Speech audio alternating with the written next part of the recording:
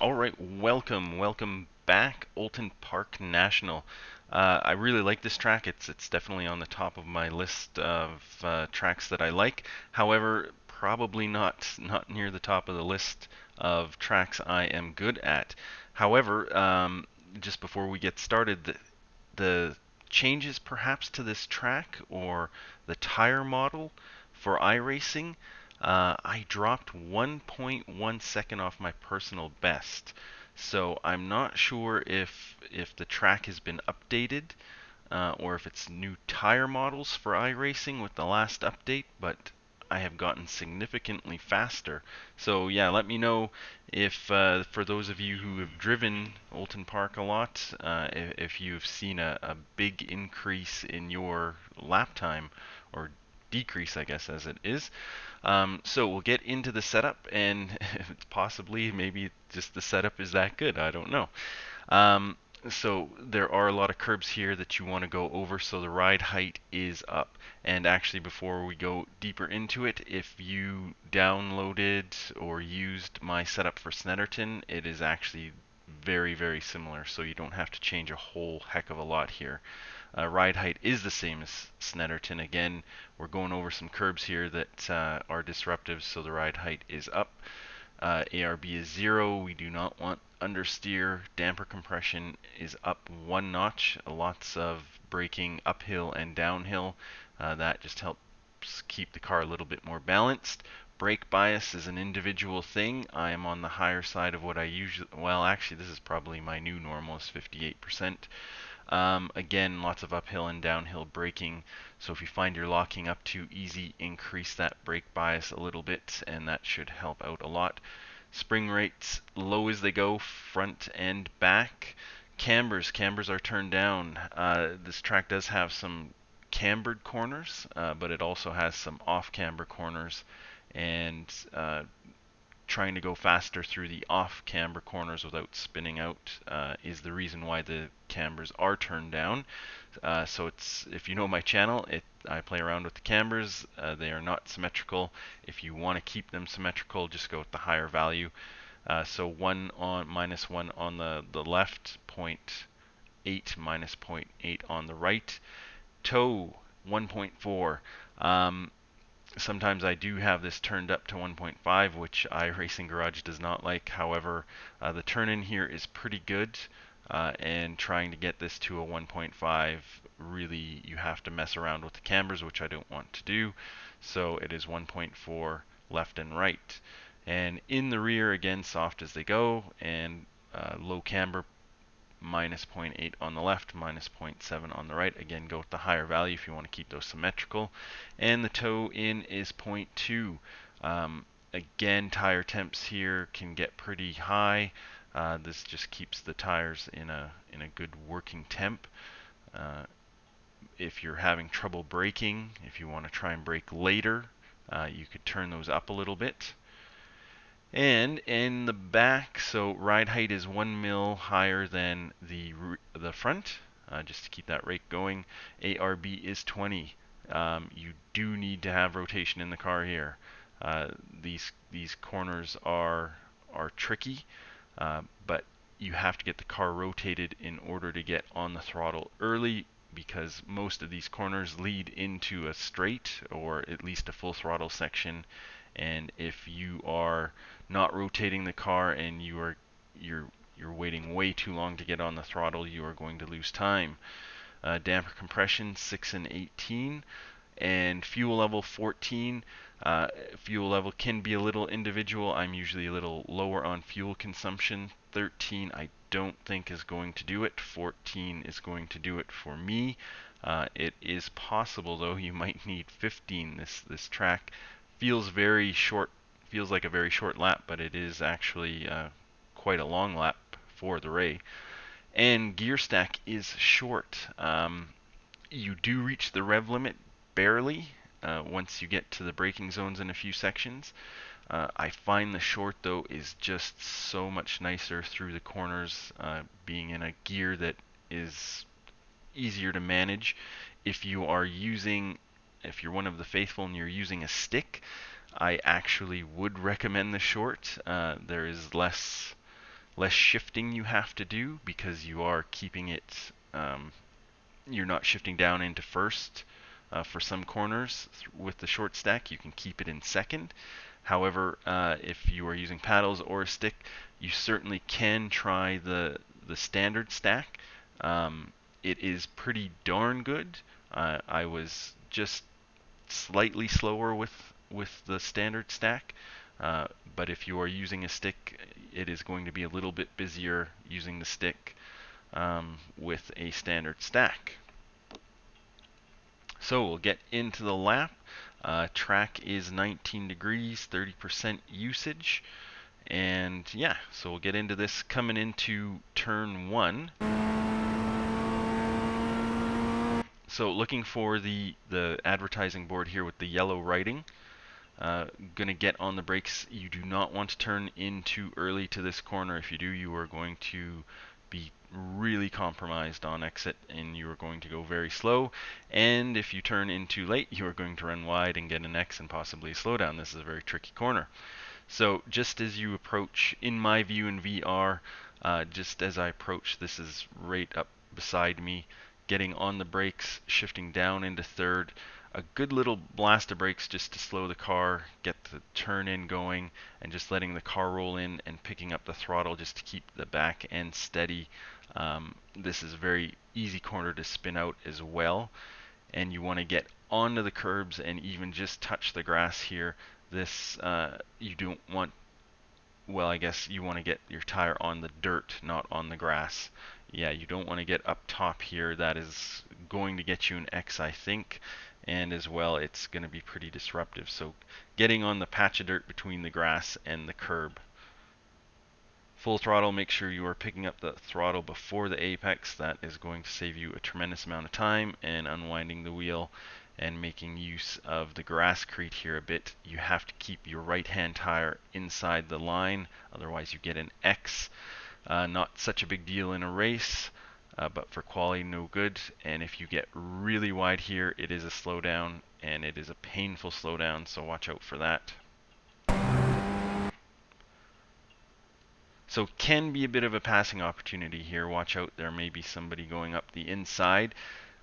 There is a dip in the pavement, and I find if you brake past that dip, it is really easy to spin out the car. Even just braking because of that dip, it really disrupts the car. So it's important just to start the braking just before that dip happens. Getting on the brakes, shifting down into third gear, and you have to watch as you turn into this corner that you're not hard on the brakes. This is very easy to spin out into this corner. So just releasing the brakes, letting the car roll in, and getting really tight up against this curb and picking up the throttle as early as possible, because this is a big straight coming up. And getting on that curb, again, don't touch that grass. It is disruptive. It is a big lip there. And then just unwinding the wheel, working your way up into fourth. And this is voodoo. This corner, watch out for this in quali. So you can get on the curb here, no problem. If you, it's voodoo. If you're on the curb here and then you touch the grass, I think you're all right. But if you get onto the grass without touching the curb, you get an X. And if you get onto this pavement section, there's no X. Just watch out with your quali lap. Just try and stay away from this grass. In a race, doesn't much matter if you pick up an X here or there. So watch out for that. That corner is just bizarre. So coming into the next one, fourth gear again, passing opportunity here. If you are on the outside, you have to have a lot of faith in the guy on the inside to hold a line and give you room. Otherwise, you are going into the grass, going to crash, or you're going to collide with the guy on the inside. So watch out for that. You want to just graze the gravel here, just to open this corner up a bit. Just a little bit of a lift. You don't have to brake or downshift here with a standard or with a short stack. And again, just a little bit of a lift, get the car turned in, and it's very important to get onto the curb here. It really grabs your car and allows you to get on the throttle much early and hold a tighter line, carrying more speed. If you run wide there, if you're not onto that curb, you can run wide and you may be looking at the grass, but even if you don't touch the grass, you will be scrubbing speed because you will be sliding sideways. So important to get into that curb. You can carry more speed and scrub less speed. So looking for the tire barrier here and this green marker, and basically sort of braking between the two. You can brake deeper into this corner, however you are going to be compromised on exit. Again, there will be a lot of passes made here, or passing attempts made here anyway. So getting on the brakes, shifting down into second, pretty good blast of brakes. You do have to slow the car down for this one. This is a very cambered corner, but if you come in too hot, if you are on the brakes hard while you are turning the wheel, you are going to spin out even with the amount of camber on this corner. So just releasing the brakes, letting the car roll in, and then once you start to come around the bend here, picking up the throttle early as possible, because this is a big section of full throttle coming up, and just keeping it tight up against the curbs there and unwinding the wheel as you exit the camber of that corner. And you can use all of the curb here on exit. So this is the national change here, this chicane. So you're looking for the white line here. You want to get the car parallel with this straight section up here. Shifting down into third as you approach the corner, though, shifting down into second actually. Getting on the brakes, not super hard, but down into second. Good blast of brakes, and you can use this Marshall box kind of as the guide of where to turn in. You do not want to turn in here too early. If you turn in here too early, you're going to be very compromised on exit, and it will cost you quite a bit of time. You can certainly battle for this corner. There probably will be quite a bit of battling for this little chicane. Watch out, so easy to crash here, and also you're going to lose a tremendous amount of time. If there are cars in front of you, you are going to lose them. If there are cars behind you, they are going to catch up rapidly. So watch out this chicane and the next one. If you battle for them, you're going to lose a tremendous amount of time.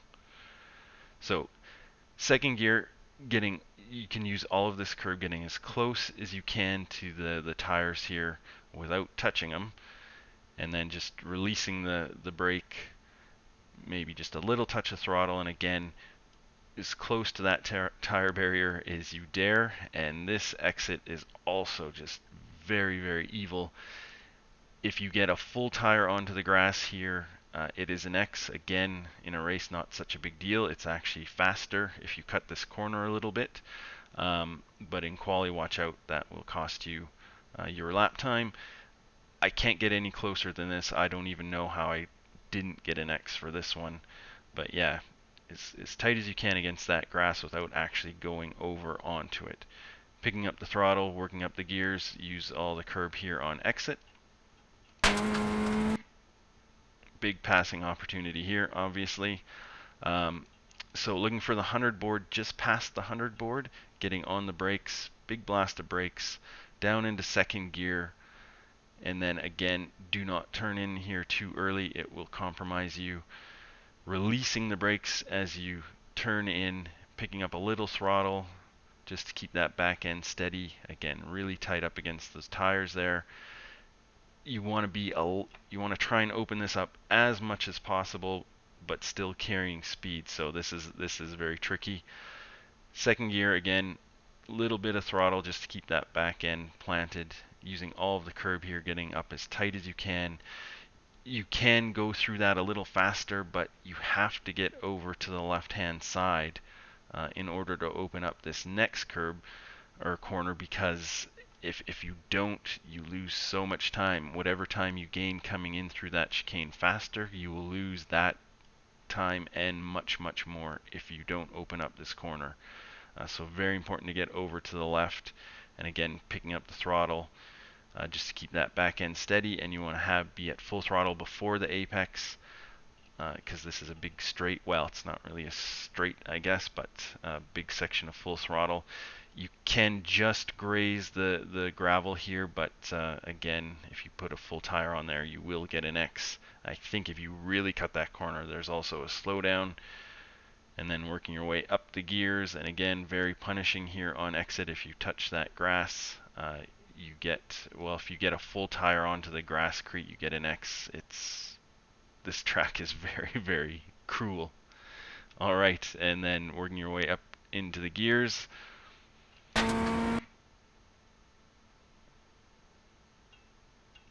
Can be another passing opportunity through this straight. However, this one's a little easier to defend, but watch out, there will be people trying to dive up. So looking for the green marker here on the barrier just before it, getting onto the brakes, shifting down into third gear, just a bit of brakes just to load up the front end, get the car slowed a bit.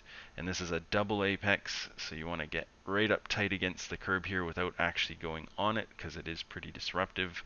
You do not want to run wide through here. You're gonna lose a tremendous amount of time and probably find that sand.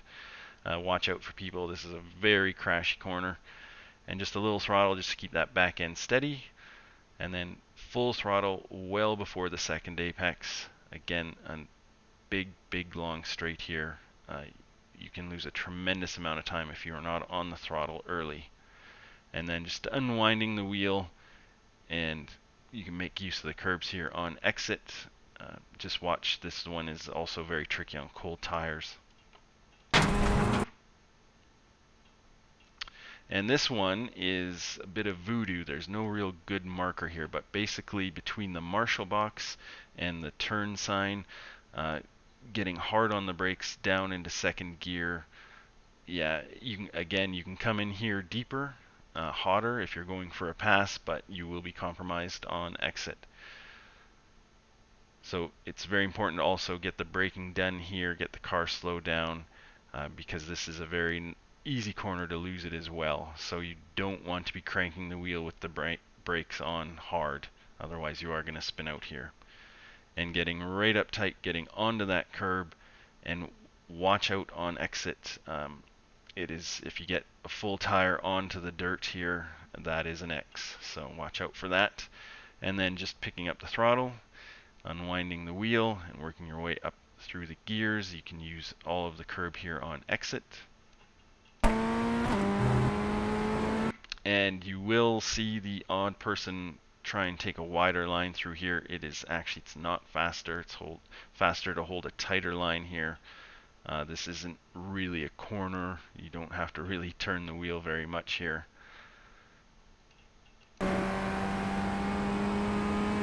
And the line comes up fast, so that last corner is basically who's ever in front is going to cross the line first. There's no way to really recoup that one unless the guy spins or gets a wobble. So that's a 1:42.7, significantly faster than my old time. So I'm not sure what that's due to, if it's the setup, if it's me, if it's a change to the track. Let me know what you think if you dropped a huge amount of time. We'll see you guys next time. Good luck.